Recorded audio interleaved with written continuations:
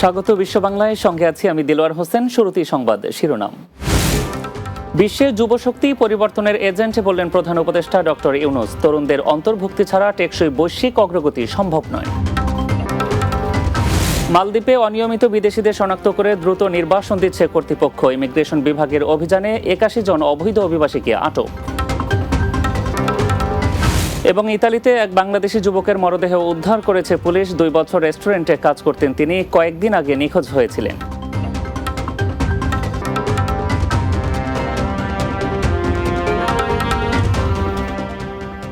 শুনছিলেন শিরোনাম, এবার বিস্তারিত। যুবশক্তিকে অন্তর্ভুক্ত না করে টেকসই উন্নয়ন সম্ভব নয় বলে জানিয়েছেন প্রধান উপদেষ্টা অধ্যাপক ডক্টর মোহাম্মদ ইউনূস। তিনি বলেন, প্রযুক্তি উদ্ভাবনের মাধ্যমে অন্তর্ভুক্তির বিশাল সম্ভাবনা রয়েছে। বৃহস্পতিবার নিউ ইয়র্কে যুবদের জন্য বিশ্ব কর্মসূচির 30তম বার্ষিকী উপলক্ষে আয়োজিত উচ্চ পর্যায়ের আলোচনা সভায় এসব কথা বলেন ডক্টর ইউনূস। এদিকে জাতিসংঘ অধিবেশনের সাইডলাইনে প্রধান উপদেষ্টার সাথে বৈঠকে বাংলাদেশ থেকে কর্মী নিতে আগ্রহ প্রকাশ করেছে আলবেনিয়া। অর্ণব নাসিরের প্রতিবেদন। বৃহস্পতিবার যুক্তরাষ্ট্রের নিউ ইয়র্কে যুবদের জন্য বিশ্ব কর্মসূচি 30তম বার্ষিকী উপলক্ষে জাতিসংঘ সাধারণ পরিষদের অধিবেশনের সাইডলাইনে আয়োজিত এক উচ্চ পর্যায়ের বৈঠকে অংশ নেন প্রধান উপদেষ্টা ডক্টর মোহাম্মদ ইউনূস। বাংলাদেশ দৃঢ়ভাবে যুবদের জন্য বিশ্ব কর্মসূচি, ভবিষ্যতের জন্য চুক্তি, জাতিসংঘের যুবনীতি 2030 এবং যুব শান্তি ও নিরাপত্তা এজেন্ডাকে সমর্থন করে বলে জানান ইউনূস। এ সময় বেকারত্বকে টেকসই উন্নয়নের সবচেয়ে বড় চ্যালেঞ্জ হিসেবে তুলে ধরেন প্রধান উপদেষ্টা। Above all, unemployment remains the gravest challenge. Youth unemployment is up to 4 times higher than the adult unemployment, particularly in the low-income countries. But lasting global progress cannot be achieved without youth inclusion. এদিকে doctor Mohammad ইউনূসের সঙ্গে বৈঠক করেন আলবেনিয়ার রাষ্ট্রপতি বাজরাম বেগাজ। আলবেনিয়ার visa সহজ করার আহ্বান জানান doctor Mohammad Yunus. এ সময় আলবেনিয়া বাংলাদেশি নাগরিকদের জন্য ই-ভিসা চালুর বিষয়টি বিবেচনা করছে বলে জানান প্রেসিডেন্ট বেগাজ। এছাড়া ক্রমবর্ধমান শ্রমশক্তি চাহিদা মেটাতে বাংলাদেশ থেকে দক্ষ ও অদক্ষ কর্মী নিয়োগের ব্যাপারে গভীর আগ্রহ প্রকাশ করেছে আলবেনিয়া। বাংলাদেশের স্থায়ী মিশন আয়োজিত এক উচ্চ পর্যায়ের নৈশভোজে শ্রম আইন, শ্রমিকের অধিকার এবং চলমান সংস্কার কার্যক্রম নিয়ে খোলামেলা আলোচনা করেছেন কূটনীতিক, জাতিসংঘ কর্মকর্তা সহ বাংলাদেশের প্রধান রাজনৈতিক দলের শীর্ষ নেতারা। বৃহস্পতিবার নিউ ইয়র্কে জাতিসংঘ সদর দপ্তরে আয়োজিত ওই অনুষ্ঠানে প্রধান অতিথি ছিলেন প্রধান উপদেষ্টা ডক্টর মোহাম্মদ ইউনূস। ডক্টর মোহাম্মদ ইউনূস বলেন, বৃহৎ পরিসরে বিদেশি বিনিয়োগ আকর্ষণের জন্য শ্রম সংস্কার অপরিহার্য। Not only to Bangladesh, also to the world, that you came together. It's a big thing that can happen in a political life. We have differences, but that doesn't mean that we have to run away from each other. We sit down in a polite, civilized way and deal our issues together.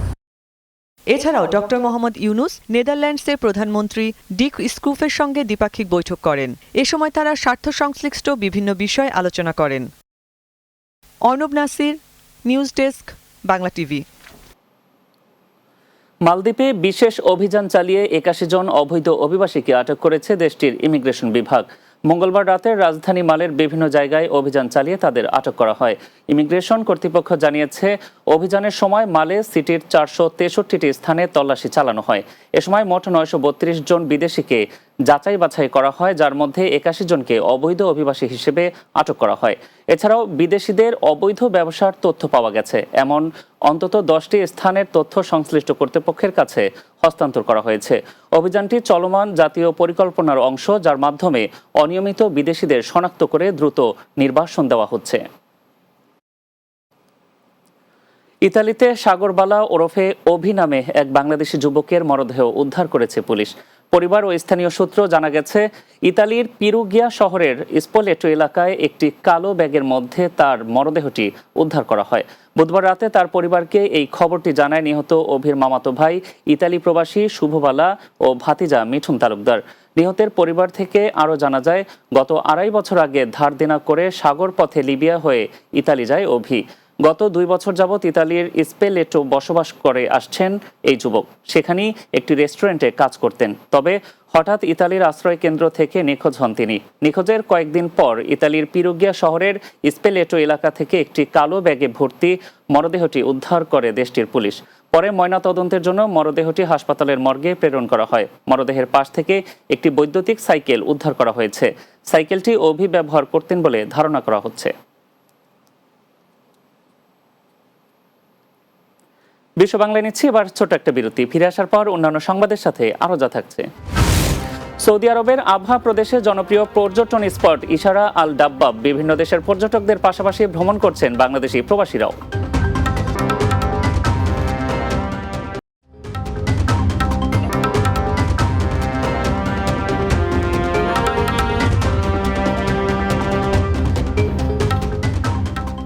বিরতির পর আরেকবার স্বাগত বিশ্ব বাংলায়। Saudi আরবের দক্ষিণ পশ্চিম সীমান্তবর্তী প্রদেশ আবহা প্রাকৃতিক নৈসর্গীয় সৌন্দর্যে মোড়ানো এক পর্যটন শহর। বিশেষ করে গ্রীষ্মকালে এখানকার শীতল আবহাওয়া ও মনোরম পরিবেশে ছুটে আসেন হাজারো পর্যটক। এমনই এক জনপ্রিয় স্পট ইশারা আল ডাব্বাব, যেখানে অন্যান্য দেশের পর্যটকদের পাশাপাশি ভিড় করছেন বাংলাদেশি প্রবাসীরাও। সৌদি আরবের আবহা প্রতিনিধি এম ইব্রাহিম খলিলের পাঠানো তথ্য ছবিতে আরও জানাচ্ছেন মাহমুদ রুবেল। প্রাকৃতিক নৈসর্গের লীলাভূমি আর শহরের রানী নামে খ্যাত সৌদি আরবের আবহা। বছরের 3 মাস ঠান্ডা থাকায় গরম মৌসুমে এটি হয়ে ওঠে পর্যটকদের জন্য এক অনন্য গন্তব্য। এখানকার শীতল আবহাওয়া, সবুজ পাহাড় আর মনোমুগ্ধকর প্রকৃতি যেন আপন করে নেয় প্রতিটি ভ্রমণ পিপাসুকে। আবহা শহরের বুকে গড়ে ওঠা অন্যতম আকর্ষণ ইশারা আল ডাব্বাব। প্রতিদিন এখানে ভিড় জমাচ্ছেন স্থানীয় নাগরিক, প্রবাসী ও বিদেশি পর্যটকরা। বাংলাদেশের প্রবাসীরাও সময় পেলেই পরিবার পরিজন নিয়ে ছুটে আসেন প্রকৃতির এই বিশাল আয়োজন দেখতে। আমরা এখানে খুব একটা সৌন্দর্য একটা ভিউ, এখানে দেশ বিদেশ সবাই এখানে আসে, পর্যটন এরিয়া দেখার জন্য আসে। আবহা অনেক সুন্দর একটা জায়গা, এখানে চাইলে আপনারাও আসতে পারেন। এখানে দেশ বিদেশ থেকে বিভিন্ন ধরনের লোক আসে। তারপর হইতাছে আমাদের বাংলাদেশের লোক যারা সময় পায়, মানে ছুটি পায়, তারা সবসময় ছুটে আসে এখানে ঘোরার জন্য। ইশারা আল ডাব্বাবে রয়েছে সকলের জন্য ride, family zone, restaurant, cafe, coffee shop আর রকমারি ফুল ও ফলের দোকান। পর্যটকদের নিরাপত্তা নিশ্চিতে স্থানীয় প্রশাসনের রয়েছে কড়া নজরদারি। Mahmud Rubel, Bangla TV, news desk. যুক্তরাজ্যের বাংলাদেশ হাই কমিশনার আবিদা ইসলামের সঙ্গে সৌজন্য সাক্ষাৎ করেছেন প্রবাসী সংগঠন মৌলিক বাংলা যুক্তরাজ্য এর নেতৃবৃন্দ। লন্ডন প্রতিনিধি ফজলুল হক জানান, সোমবার লন্ডনের বাংলাদেশ হাই কমিশন কার্যালয়ে এই বৈঠক অনুষ্ঠিত হয়। বৈঠকে উপস্থিত ছিলেন সংগঠনের সভাপতি নিজাম এম রহমান, সাধারণ সম্পাদক মোহাম্মদ সালেহ আকরাম মেরিন, সাংগঠনিক সম্পাদক মোহাম্মদ আমির উদ্দিন আহমেদ, নির্বাহী সদস্য মোহাম্মদ শহীদুল ইসলাম এবং উপদেষ্টা মতিন চৌধুরী। আলোচনায় প্রবাসী বাংলাদেশিদের মর্যাদা, রেমিটেন্স যোদ্ধাদের সম্মান এবং প্রবাসী সমাজে সাংস্কৃতিক অন্তর্ভুক্তি নিয়ে কথা হয়। এ সময় আসন্ন দুর্গাপূজা ও ঈদ উৎসবে প্রবাসীদের জন্য বাংলাদেশ হাই কমিশনের সমর্থন ও সহযোগিতা কামনা করেন নেতৃবৃন্দ। পরে প্রস্তাবটি আন্তরিকভাবে গ্রহণ করে হাই কমিশনার বলেন, এ উদ্যোগ প্রবাসীদের মধ্যে ঐক্য ও সম্প্রীতি বাড়াবে। বাংলাদেশি আছি এবং বাংলাদেশে যারা ব্রিটেনে আছেন সবার সমস্যাগুলো নিয়ে আমরা কথাবার্তা হয়েছে এবং আগামী দিনে আমরা কিভাবে কমিউনিটির সাথে মিলে কাজ করতে পারি এটা নিয়ে আমরা আজকে একটা মিটিং ছিল, খুব সাকসেসফুল মিটিং হয়েছে। লন্ডনের কমিউনিটির যে সমস্ত প্রবলেম আছে, পলিটিক্যাল, সোশিয়াল, কালচারাল, ইকোনমিক্যাল, পুরা কমিউনিটির সমস্যা সম্পর্কে আমরা বলেছি। হাই কমিশনের কাজ এবং মৌলিক বাংলার যৌথভাবে আরও কীভাবে এই সমস্যাগুলো সমাধান করা যায়, আমরা যদি কোনো কাজে লাগতে পারি, হাই কমিশনের বিভিন্ন কাজের অনেকগুলো বিষয় নিয়ে আলাপ হলো। সিলেটে অসহায়, দুস্থ, ছিন্নমূল ও বেওয়ারিশ মানুষের জন্য একটি মানবিক হাসপাতাল ও আধুনিক আশ্রয় কেন্দ্র নির্মিত হবে বলে জানিয়েছেন যুক্তরাজ্য প্রবাসী বৈনুল বাক্কর। বৃহস্পতিবার সন্ধ্যায় সিলেট মহানগরীর একটি অভিজাত রেস্টুরেন্টে সাংবাদিক ও সুধী সমাজের সঙ্গে মতবিনিময় সভায় প্রধান অতিথির বক্তব্যে তিনি এ ঘোষণা দেন। সভায় সভাপতিত্ব করেন ভাষা সৈনিক অধ্যক্ষ ডক্টর মাসুদ খান। সঞ্চালনায় ছিলেন আমিনুল ইসলাম ডিনেজ।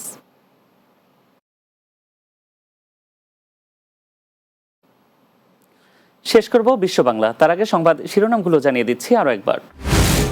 বিশ্বে যুবশক্তি পরিবর্তনের এজেন্ট বললেন প্রধান উপদেষ্টা ডক্টর ইউনূস। তরুণদের অন্তর্ভুক্তি ছাড়া টেকসই বৈশ্বিক অগ্রগতি সম্ভব নয়।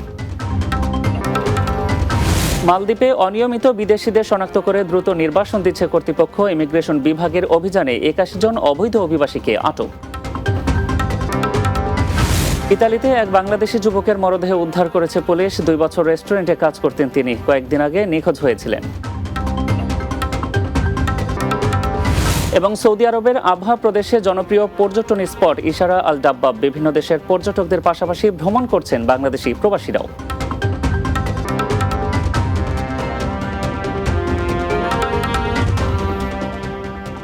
এই ছিল বিশ্ব বাংলায়। এতক্ষণ সঙ্গে থাকার জন্য ধন্যবাদ সবাইকে।